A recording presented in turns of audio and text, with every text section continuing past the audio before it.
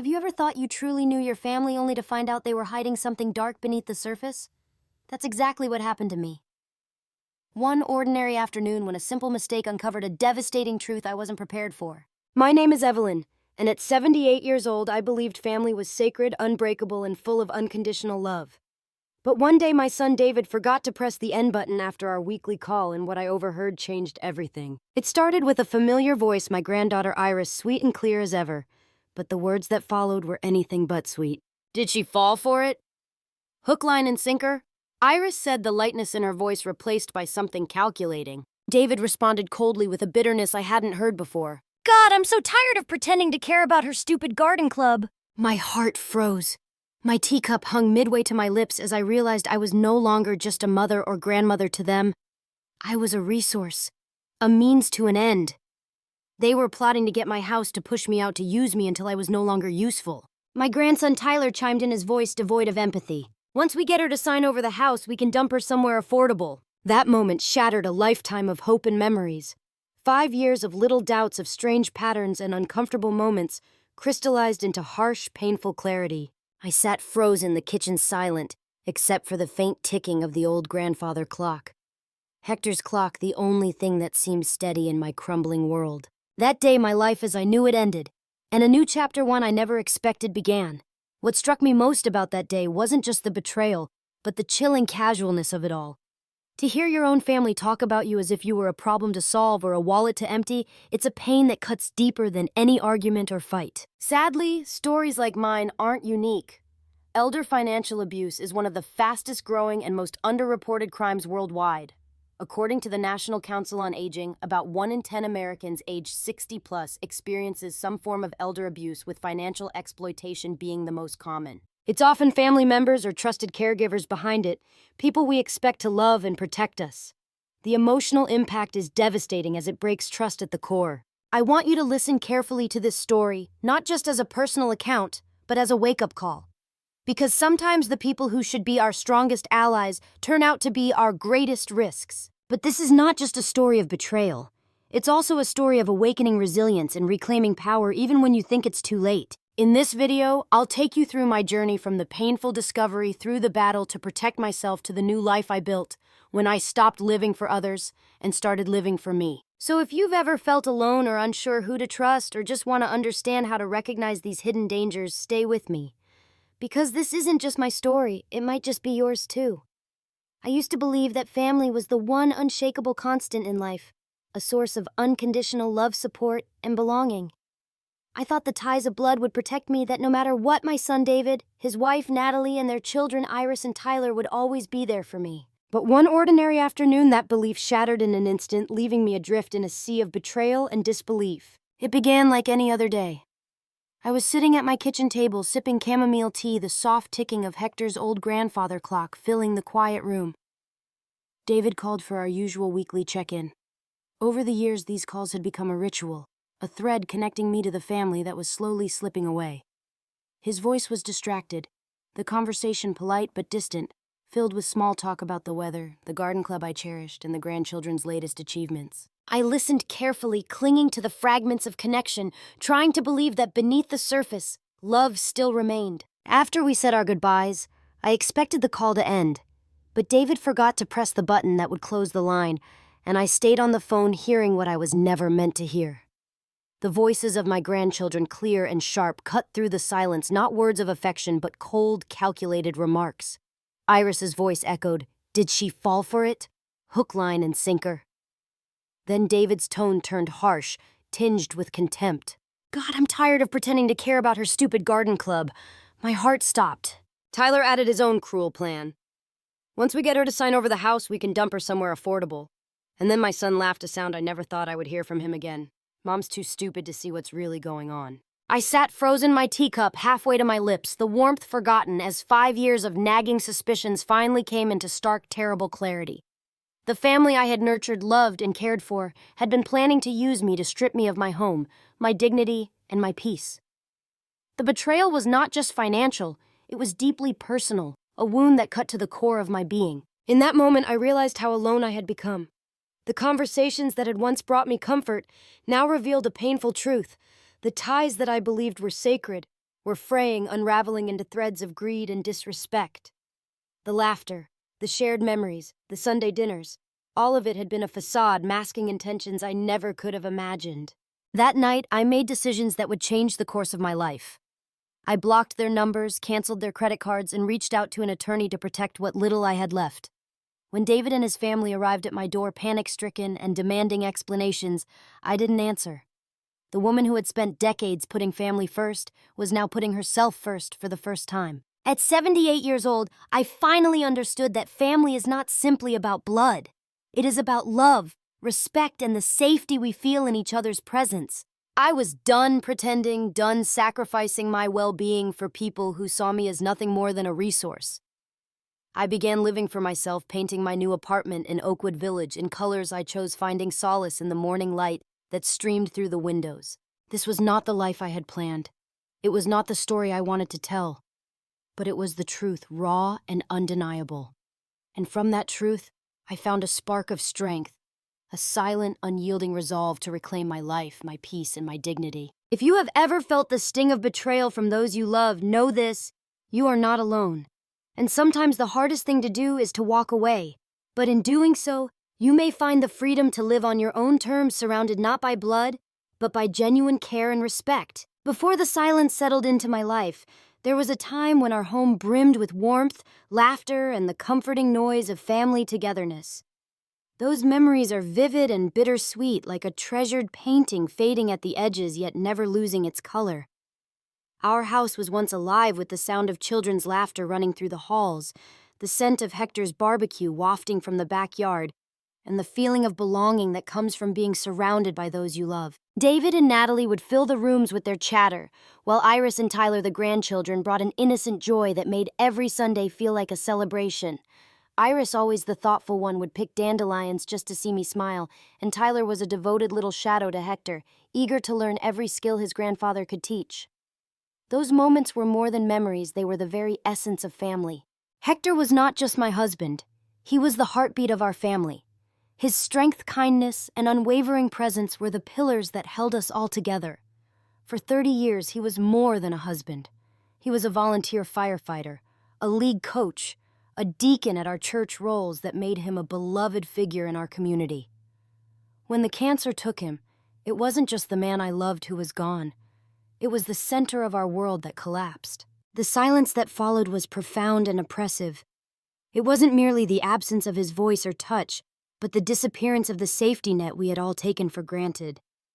The house that once echoed with life became a hollow shell, and I often found myself wandering from room to room, touching Hector's things, the glasses left on the nightstand, his favorite sweater I couldn't bear to part with, searching for traces of the warmth that had been so brutally extinguished.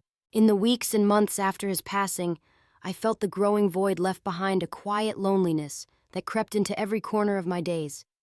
David and Natalie tried it first. They brought meals, organized visits, and for a while there was a fragile sense of connection. They seemed to understand the enormity of the loss and stepped in to help. But grief, as I came to know all too well, can also change people in unexpected ways.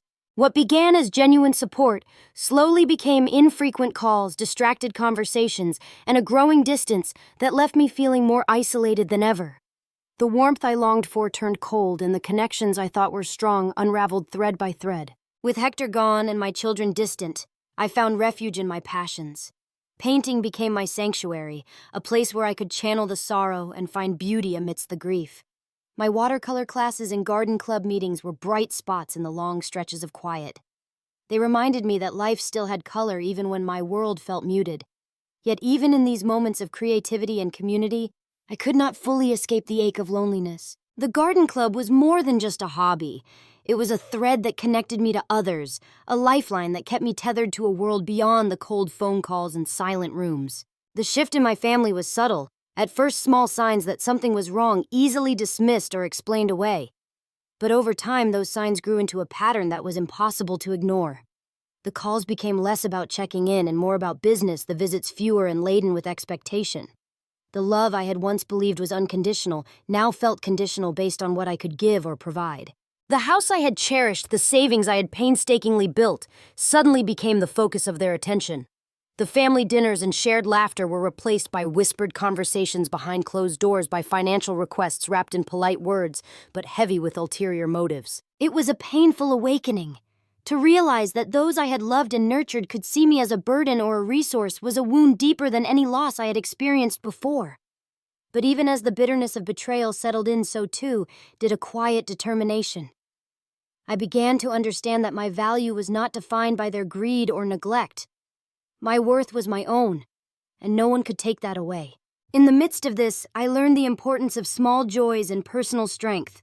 The flowers I tended in my garden, the colors I mixed on my palette, the friendships I cultivated outside my family, these were not just distractions, but acts of defiance against despair. They were reminders that life, even after profound loss, could still hold meaning and beauty. I clung to these threads of hope, weaving them into a new tapestry of life that, while different from the one I had imagined, was still mine to create. The journey from grief and isolation to acceptance and empowerment was neither swift nor easy. It demanded facing uncomfortable truths and making difficult decisions. But through it all, I held on to the belief that a life of dignity, love, and respect was still possible. And in that belief, I found the strength to move forward, to seek a future where I could be valued not for what I had, but for who I was. As time went on, the warmth and kindness I had once believed were constants in my family began to fade, replaced by a chill that settled deep into my bones. It started as subtle shifts. Little things that I tried to ignore, hoping they were just misunderstandings or the natural distance that grows with time. But the truth was far harsher. My son David, once the voice I could count on for a weekly call, became increasingly distant, his words clipped and devoid of the care I had yearned for. Our conversations, which used to hold a thread of connection, grew cold and businesslike, leaving me feeling more like a duty than a mother. Then came the visits from my grandchildren, which should have been a balm for my loneliness, yet somehow they only deepened the ache. Iris, with her quick smile and practiced charm, appeared one afternoon, her compliments tinged with something I couldn't quite name. She praised my paintings and the way I kept my garden, but beneath the surface was an undercurrent of calculation, a subtle weighing of what I could offer rather than a genuine desire to share time. Tyler's visits followed a similar pattern, marked by offers of help that invariably steered toward financial matters or the house itself. It was as if they viewed me not as their grandmother, but as a resource, something to be managed, exploited, and eventually discarded. I began to notice a pattern of requests and demands dressed as concern. My son and his family needed money for renovations, for unexpected bills, for luxuries they claimed I should help pay for. Each time I wrote a check, I told myself it was for family, for love. But the gratitude I hoped to see was replaced by entitlement and resentment. I felt drained both emotionally and financially. The more I gave, the less I seemed to matter. The delicate balance of love and obligation tipped dangerously into manipulation and control. When I started seeing Milos, a gentle and kind man, I met at a community event. The tension with my family escalated. What should have been a source of happiness became a battleground. David's phone calls intruded on our dinners, Natalie arranged lunches that conflicted with my plans, and subtle, cruel remarks about Milos's background surfaced with increasing frequency. Their disapproval was a constant shadow, a reminder that my happiness was no longer theirs to bless. One evening, I confronted David about their coldness and control. "Your father would want me to be happy," I said, my voice trembling with both hope and pain. His response was sharp and cold. "Your father would want you to be safe." That phrase lingered in my mind, but safety felt less like protection and more like confinement. They weren't safeguarding me, they were corralling me, ensuring I stayed within the bounds of their control. The emotional manipulation was relentless. I was caught in a web of guilt and obligation, constantly reminded of how family helps each other, even as I felt myself being used and drained. Zineia, my sister, saw through the facade immediately. She was blunt and unwavering in her assessment. "They're bleeding you dry." Her words, though painful, were a lifeline, a reminder that love is not supposed to hurt, and family is not supposed to take without giving. The most heartbreaking part of it all was the realization that this wasn't new. Looking back, I recognized the subtle signs that had been there for years, the fleeting looks, the cold shoulders, the dismissive tones masked as jokes. But grief and hope had blinded me to the truth. I had wanted to believe in their love, to hold on to the family I thought we were. Instead, I had been holding on to a shadow. Financial exploitation is often accompanied by emotional abuse, and I was trapped in both. I began to cut back on my own needs, skipping luxuries and tightening my budget to meet their demands. The dinners with Zineia became the only times I could breathe freely away from the weight of expectation and disappointment. I canceled my symphony subscription, shopped at discount stores, and told myself it was all worth it for family. But deep down, I knew something had to change. I could not continue to pour from an empty cup. My health, my peace, my very identity were at stake. The painful truth was that love should never come at the cost of one's self-respect and security. It was a slow and painful awakening. I began to see that care must be unconditional to be real, that true love does not bind but frees, and that respect is the foundation of every healthy relationship. I realized that I deserved to be treated with kindness and dignity regardless of what I could provide. The journey to this understanding was filled with moments of doubt and despair. But it was also marked by small acts of courage, saying no to unreasonable requests, setting quiet boundaries, and seeking support from those outside my family who saw my worth. If there is one thing I want to share from this chapter of my life, it is this: love that comes with conditions is not love. If you find yourself in a similar place, feeling used, controlled, or diminished, trust your instincts. Seek help. Reach out to those who will listen without judgment. And above all, remember that you are worthy of respect and kindness simply because you exist. This painful part of my story is not just about loss, but about learning to reclaim my voice and my power. It is a reminder that sometimes the hardest battles we face are the ones within our own families, and the greatest strength lies in choosing to protect ourselves even when it hurts. Through this, I began to see a path forward, not just toward survival, but toward a life where I could find peace, joy, and true connection on my own terms. When the weight of betrayal became almost unbearable, it was my sister Zineia who became my anchor in the storm.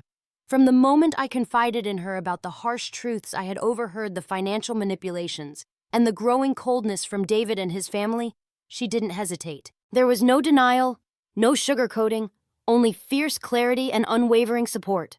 Her presence reminded me that even when family fails you, you are never truly alone.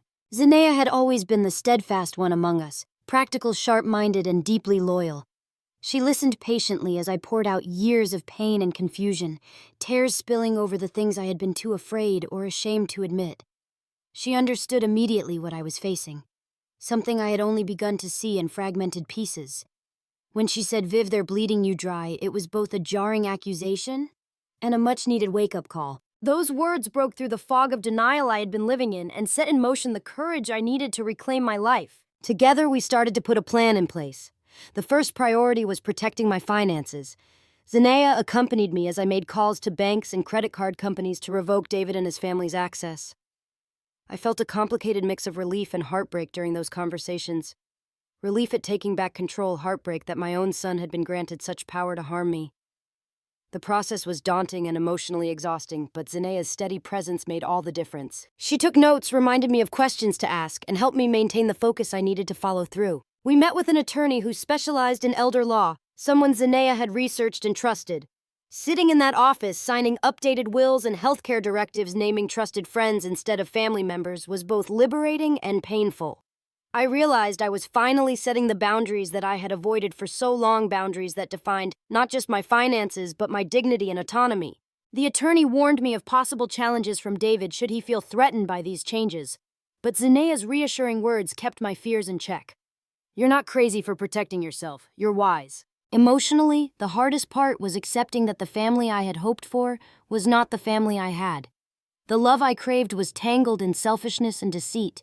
But Zineia helped me see that family is not just about shared blood. It's about the people who show up for you, who stand by you, and who fight for your well-being. She became that family for me. Beyond the practical steps, Zineia was my confidant and my champion. During the darkest moments when loneliness threatened to swallow me whole, she was there with her gentle reminders that I was strong, that I was deserving of respect and kindness.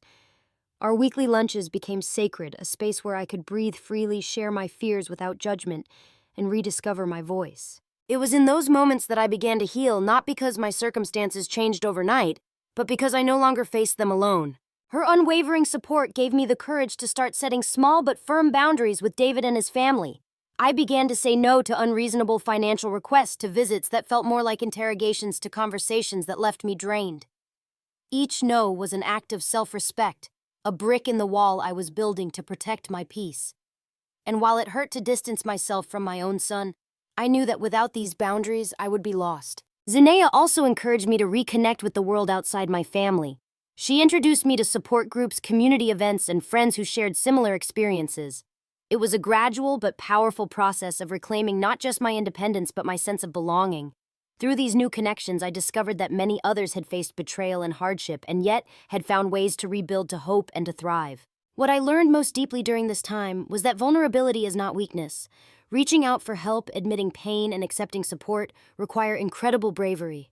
And sometimes the strongest act of love we can offer ourselves is to refuse to be harmed by those who should love us most. Zineia's love showed me that even in the face of cruelty, there can be kindness and loyalty. Her presence transformed my grief and isolation into resilience and hope. With her by my side, I stepped into a new chapter of my life, one where I no longer lived for others' approval or exploitation, but for my own peace, dignity, and joy. In the end, it was not the family I was born into that saved me. It was the family I found and chose along the way. And that realization has been the most profound gift of all.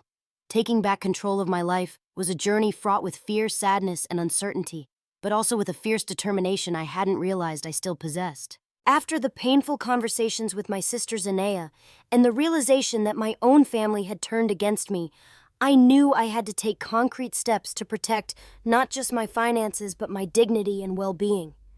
The betrayal had cut deep, but I refused to let it define the rest of my life. The first step was reclaiming authority over my money. I began by contacting banks and credit card companies to remove David and his family from all accounts they had access to. Making those calls was one of the hardest things I ever had to do. Each ring of the phone echoed with the weight of my broken trust. When a bank representative asked if I was reporting fraudulent charges, my heart ached not just because of the financial risk, but because the threat came from my own flesh and blood. Explaining the situation felt like peeling back wounds I wanted to keep hidden, but I had to be strong. I knew that protecting my savings was protecting my future. With Zineia's steady support beside me, I also sought legal counsel. We found an attorney who specialized in elder law, someone who could guide me through the labyrinth of wills, healthcare directives, and powers of attorney.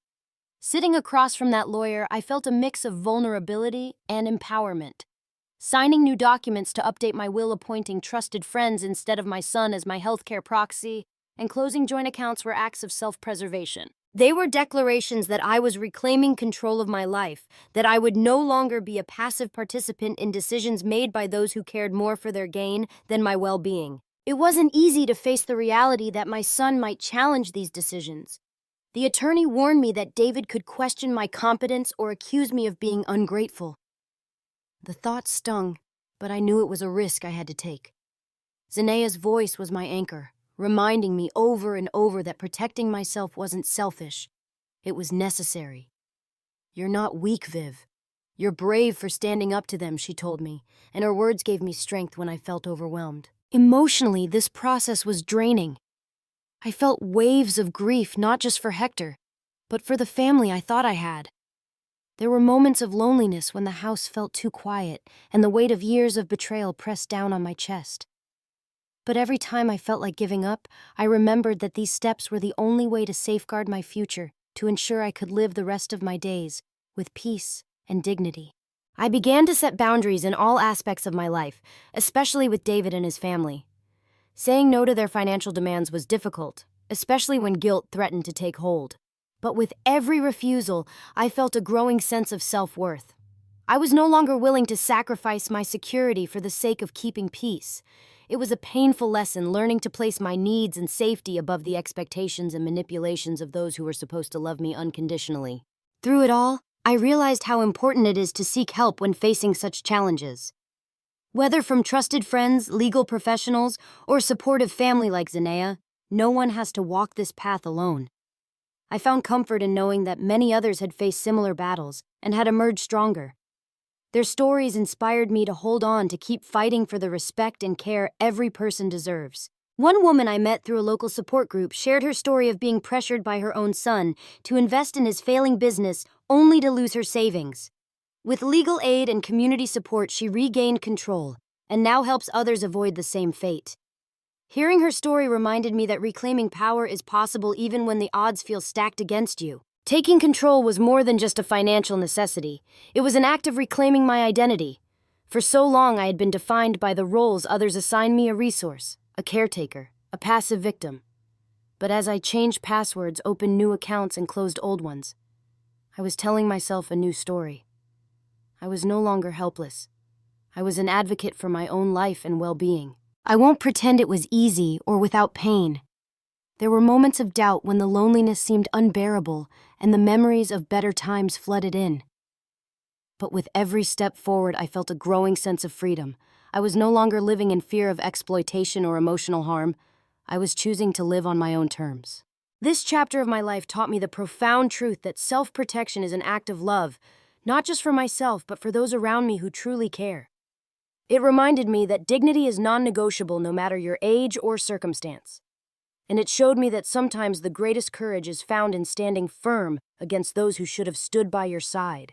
For anyone watching who might find themselves in a similar place, feeling used, unseen, or vulnerable, I want you to know this. You have the right to protect yourself. You deserve to live with peace and respect. It is never too late to take back control of your life and your story, and you are stronger than you realize. After reclaiming control over my finances and setting firm boundaries, I realized that what I truly needed was not just security, but a fresh start, a place where I could rebuild my life on my own terms, free from the shadow of betrayal and loneliness.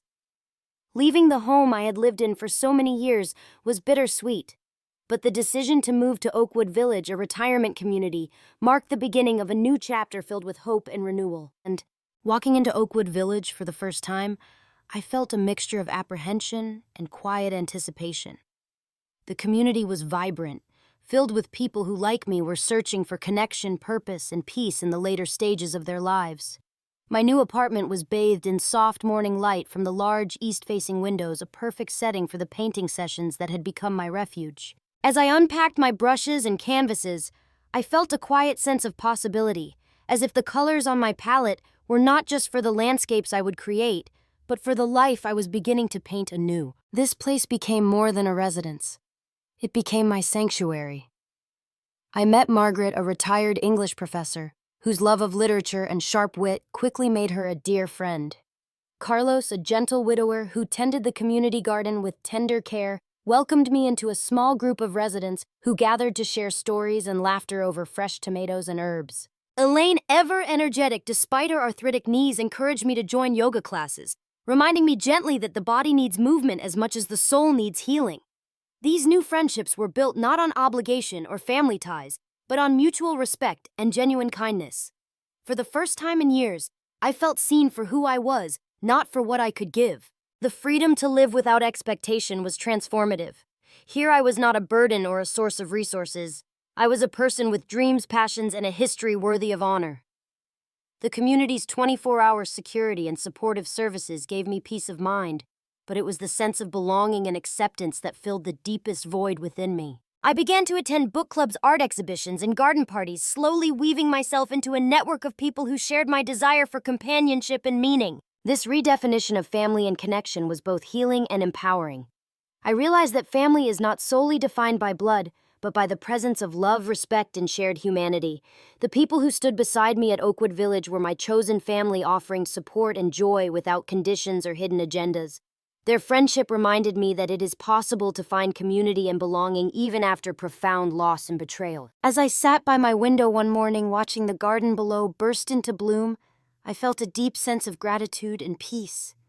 The sunrise painted the sky in hues of gold and pink, a daily reminder that every day brings a chance for renewal. My paintings began to reflect not just the physical beauty of the landscapes around me, but the inner light I was reclaiming. Each brushstroke was an expression of resilience, hope, and the joy of being alive. This new chapter also gave me the courage to embrace love once again. Milos, the kind man I had met months before, continued to be a gentle presence in my life. Our relationship grew slowly and naturally without pressure or expectations. He appreciated my art and understood my past without judgment. Having Zineia's support and the strength I found in my new community allowed me to open my heart without fear. It was a love built on mutual respect and shared laughter, a stark contrast to the coldness I had endured. Living at Oakwood Village taught me that it's never too late to start over, to find happiness, and to build a life rooted in respect and kindness. While the pain of betrayal will always be a part of my story, it no longer defines me. I am no longer trapped by the expectations of a family that took more than they gave. Instead, I have created a life filled with genuine connections, creativity, and peace. For anyone who feels lost or alone after betrayal, I want you to know that there is hope. You can find your own community, your own chosen family, and a place where you are valued for exactly who you are. Healing is not a destination, but a journey, one that begins with the courage to say, I deserve better, and the strength to build a new life from the ashes of the old. At 78, I am painting a sunrise of my own making with colors brighter and more vibrant than I ever imagined possible. And for the first time in a long time, I am truly home. Months after settling into Oakwood Village and beginning to rebuild my life, the past came knocking in a way I wasn't prepared for. One afternoon the phone rang and hearing David's voice sent a jolt through me, a mixture of old wounds and cautious hope. But as the conversation unfolded, I realized this was not a simple call of reconciliation. It was a confrontation, a reckoning long overdue. David's tone was frantic and pleading. He demanded answers, confused and hurt by my sudden withdrawal and the changes I had made without his knowledge. He insisted that I come home, that we put the past behind us, that family should be family despite everything. But I held firm, knowing that the wounds ran too deep to be healed by words alone. I heard everything I said quietly, the memory of that accidental call flooding back the cruel words spoken when I thought no one was listening. The contempt, the plans to strip away my dignity, the betrayal that shattered any illusion I had left. You forgot to hang up the phone, David. I heard what you really think of me. There was silence on the other end, then a plea for forgiveness. He asked if we could move past this, if we could try to rebuild what was broken. But my heart had changed. I was no longer the same woman who had waited patiently for love and respect that never came. I had built a new home, a new family of friends, and chosen kin who valued me for who I was, not what I could provide. This is my home now, I told him, my voice steady, despite the swirl of emotions inside me. I described the community, the friends, the garden I tended, the art that gave my days meaning. I don't want anything from you, David. Not your money, not your apologies. I only want to be treated with dignity. The line was heavy with unsaid words and regret, but I knew that the real healing would take time if it ever came at all. David's family left messages filled with guilt, sorrow, and recriminations, emails and voicemails pleading for my return, accusing me of abandoning them. Yet I remained silent, choosing peace over conflict, boundaries over broken promises. Setting these boundaries was perhaps the hardest act of love I had ever made, not just for myself, but for the family I once dreamed we could be. It meant accepting that sometimes love is not enough to bridge the gap between respect and exploitation. It meant recognizing that forgiveness does not always mean reconciliation, especially when the harm has been deep and ongoing. In this confrontation, I found a painful clarity. It is one thing to hope for change, but it is another to protect your own heart when change does not come. The hardest truth I had to face was that sometimes the people we love most are not the ones who can love us the way we deserve. For anyone who has experienced similar betrayal, know that it is okay to step back, to say no, and to protect your peace. Boundaries are not walls built out of bitterness, but fences planted to safeguard your well-being. They are acts of courage that say, I will not accept less than I deserve. As I hung up the phone that day, I felt a quiet resolve settle over me. The door to my past was closed, but the window to my future remained open. If David and his family wished to rebuild a relationship based on genuine love and respect, the invitation was there, but only on my terms. This chapter of my life reaffirmed a truth I had slowly come to embrace: love should never demand sacrifice of your dignity. True love uplifts, supports, and honors. It does not exploit or diminish. While the pain of what I overheard will always linger, it no longer defines me. Instead, I choose to focus on the family I have created, the friends who bring laughter, the community that nurtures me, and the life I am painting with every sunrise. This confrontation was not an end, but a turning point, a moment where I chose myself over expectations, peace over pain, and dignity over denial. And in that choice, I found freedom. Reflecting on my journey, I realized that the pain and betrayal I endured were not the end of my story, but rather the beginning of a profound transformation. At 78 years old, I found within myself a well of strength and resilience I never knew existed. The lessons I learned through heartbreak, loss, and betrayal reshaped how I view family love and, most importantly, my own worth. Family, I came to understand, is not defined solely by blood ties or shared history. It is defined by love, respect, and the care we give one another without expectation or condition. While my relationship with David and his family fractured under the weight of their greed and indifference, I discovered a new family in the friends I made in the community that welcomed me, and in the sister who stood by my side unwaveringly. These relationships, chosen and nurtured, have brought me a sense of belonging and joy that I had long thought was lost forever. Setting boundaries and protecting myself were not acts of bitterness or revenge, but acts of self-love and dignity. It took courage to say no to those I once trusted implicitly, but doing so was necessary to reclaim my life.